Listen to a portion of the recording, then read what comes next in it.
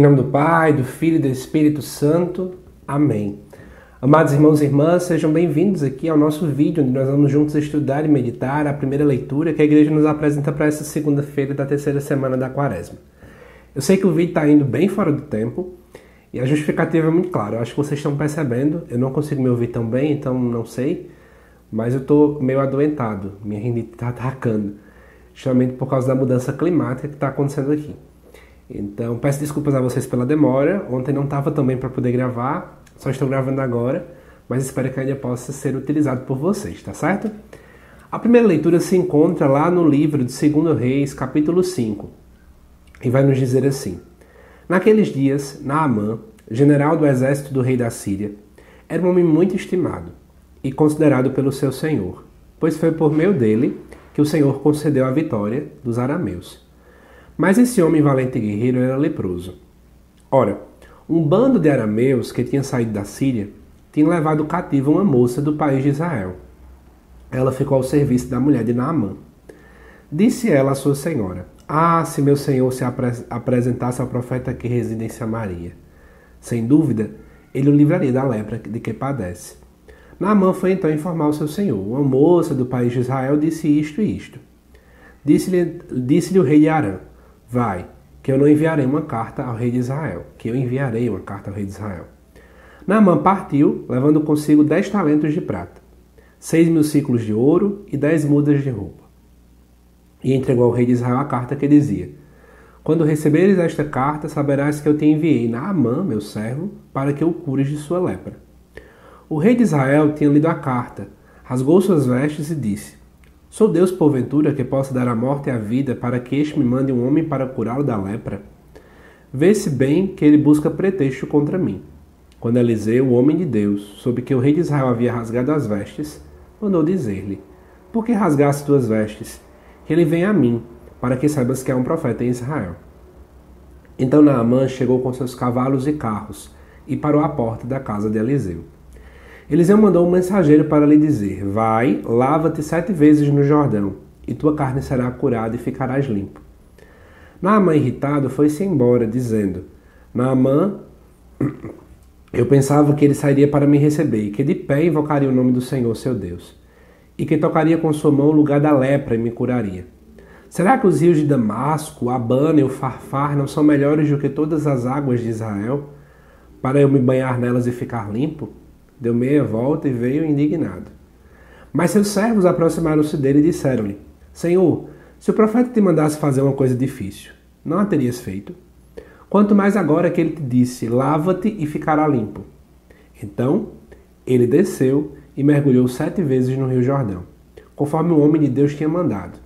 E sua carne tornou-se semelhante à de uma criancinha, e ele ficou purificado. Em seguida voltou com toda a sua comitiva para junto do homem de Deus. Ao chegar, apresentou-se diante dele e disse: Agora estou convencido de que não há outro Deus em toda a terra, senão o que há em Israel. Amados irmãos e irmãs, o texto é grande, mas não é tão complicado de entender o que está sendo falado aqui nesta primeira leitura.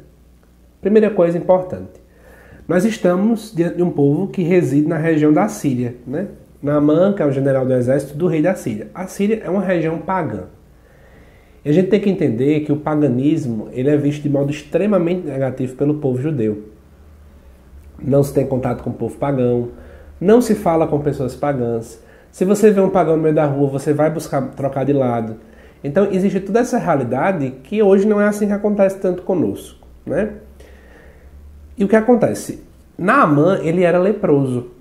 De repente lá tem uma mulher, segundo diz aqui o texto, essa mulher que estava ali, a qual estava a serviço da mulher de Naamã, né, ela vai dizer: olha, se você se apresentasse a um profeta que tem lá na Samaria, você ia ficar curado.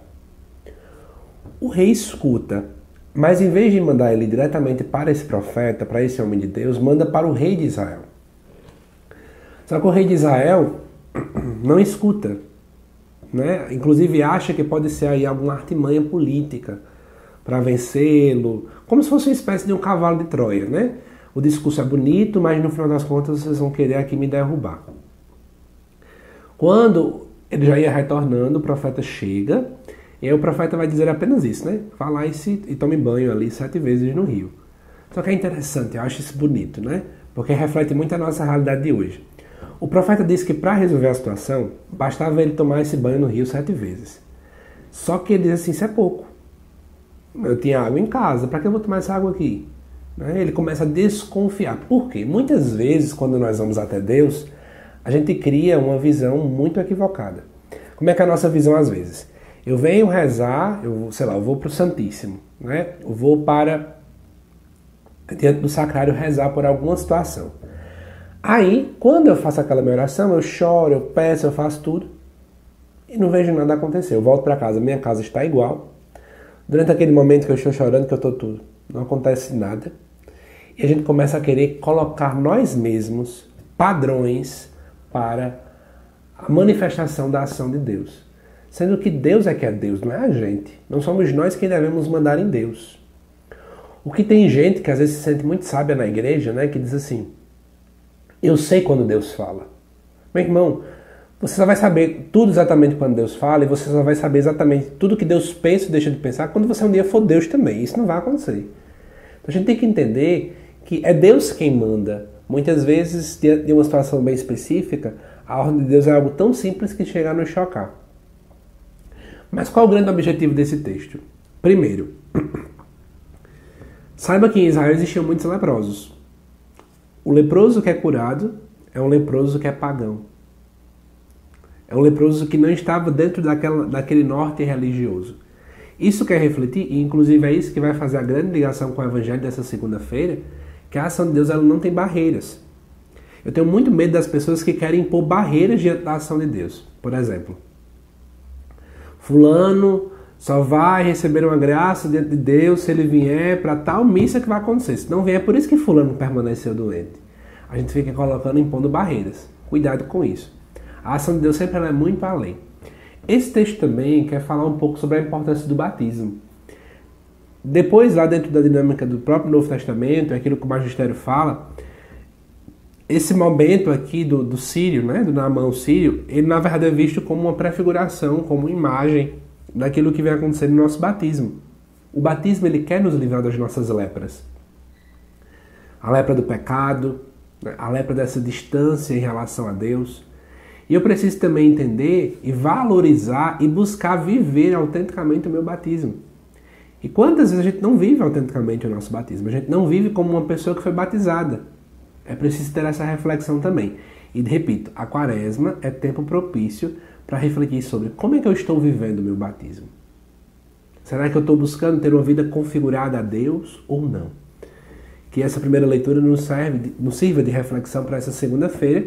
Eu te aguardo já aqui no canal para o estudo do Evangelho também desta segunda. Até já!